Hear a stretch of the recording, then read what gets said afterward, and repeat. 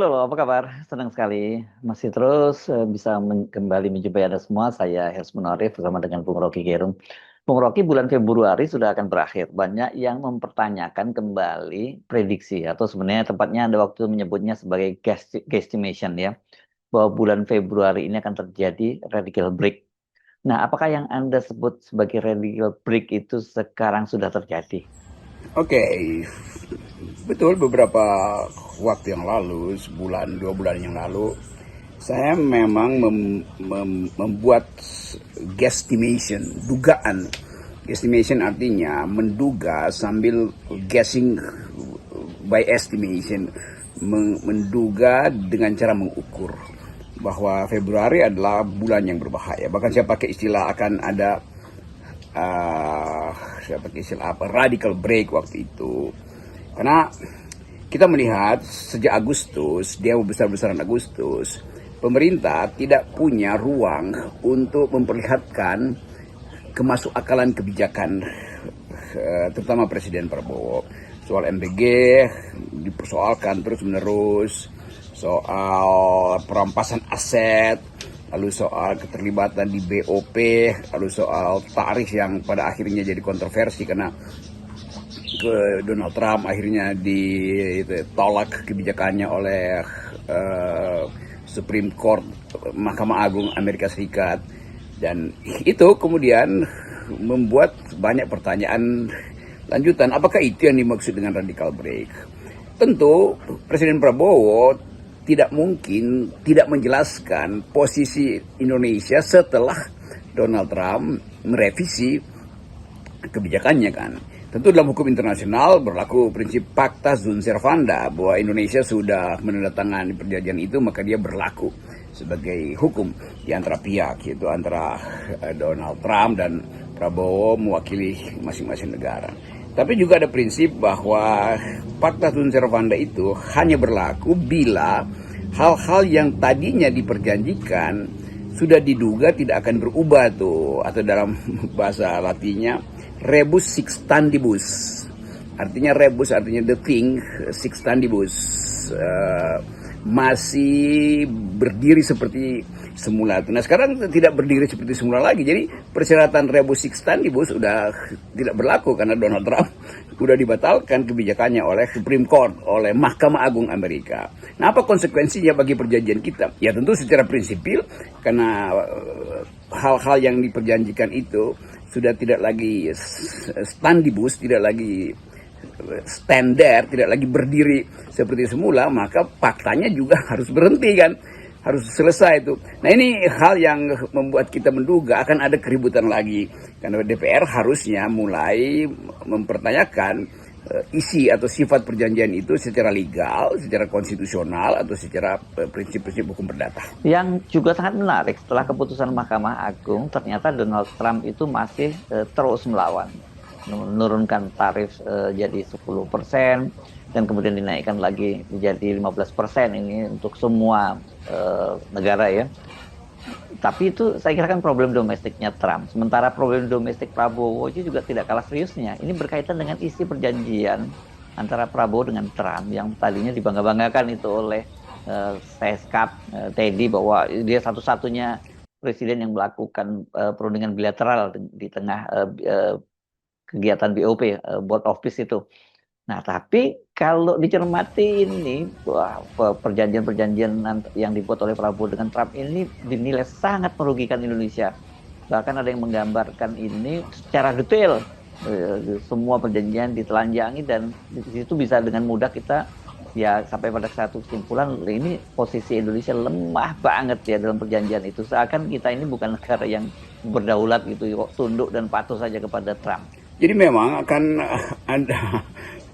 ada debat panjang lagi yang akan memusingkan kepala Pak Presiden tuh, karena mereka tentu yang merasa bahwa perjanjian itu sudah batal bisa bawa ke Mahkamah Konstitusi. Apakah benar dari awal Presiden Prabowo punya niat untuk menyelenggarakan perjanjian internasional dengan basis kedaulatan ekonomi, kedaulatan negara, bahkan tuh apalagi kedaulatan warga negara, karena dalam isi perjanjian itu bermacam-macam hal sebetulnya merugikan Indonesia tuh. Dari segi ekonomi kita ditekan, dari segi hak warga negara, bahkan data kita itu mulai diperiksa oleh Presiden Donald Trump. Dari segi apapun, orang akan menganggap bahwa barang yang dibawa ke Washington oleh Presiden Prabowo itu bermasalah secara konstitusi, maka bisa diajukan entah dia constitutional review atau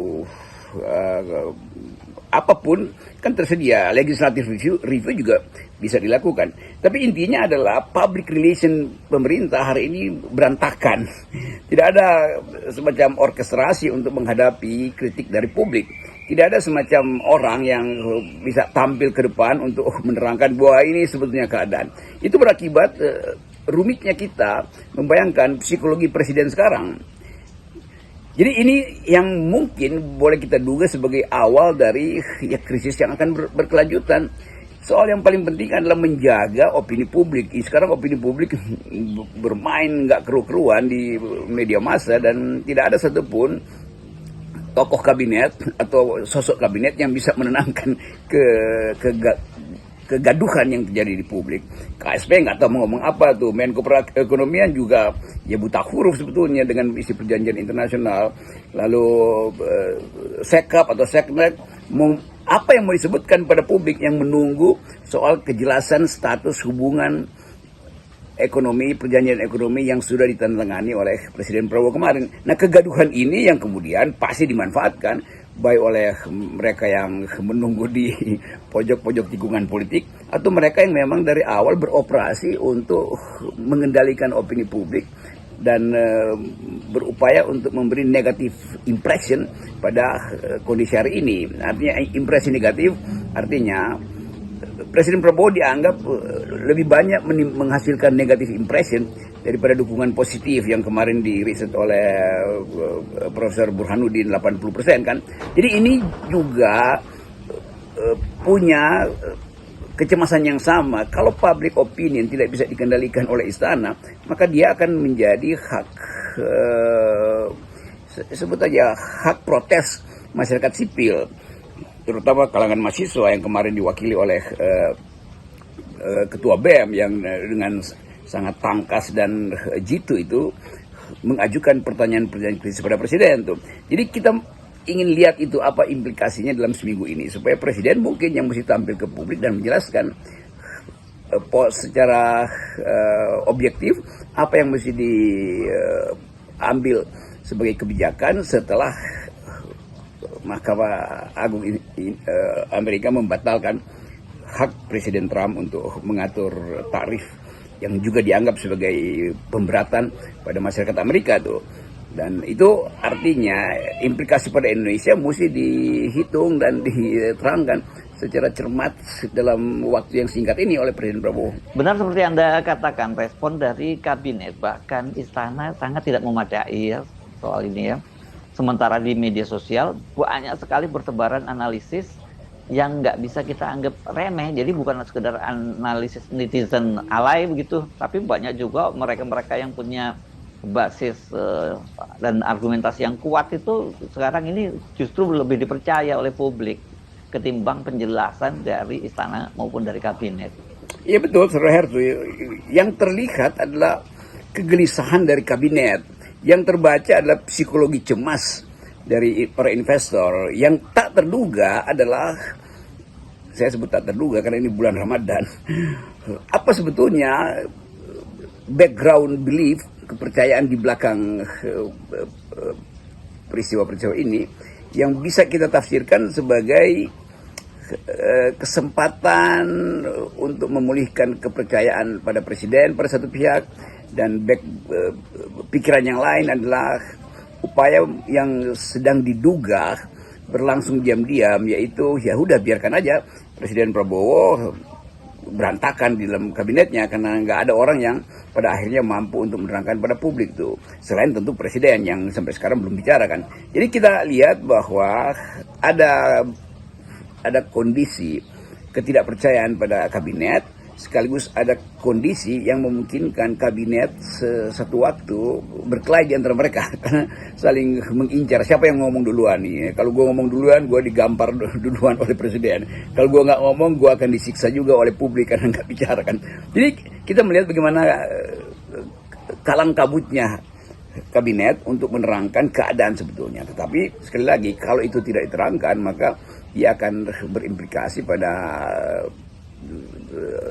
mungkin boleh kita duga faksi-faksi yang memang mengincar kekacauan politik demi meloloskan seseorang untuk tampil di 2009 itu pasti sudah bekerja tuh. Saya pakai istilah yang biasa disebut dalam dunia politik intelijen itu deep state. Artinya ada kasakusuk yang mungkin tidak terbaca, tetapi mereka lagi berupaya untuk bikin cover story. Kira-kira itu yang saya maksud tuh. Dan selebihnya tentu adalah urusan kemampuan masing-masing pihak yang ingin bersaing di 2009 untuk membaca arah Indonesia setelah perundingan yang sangat dramatis itu dibatalkan justru oleh masyarakat Amerika sendiri itu. Tapi yang jelas Mahkamah Agung mewakili kepentingan publik Amerika dan menganggap bahwa Presiden Trump itu melanggar konstitusi.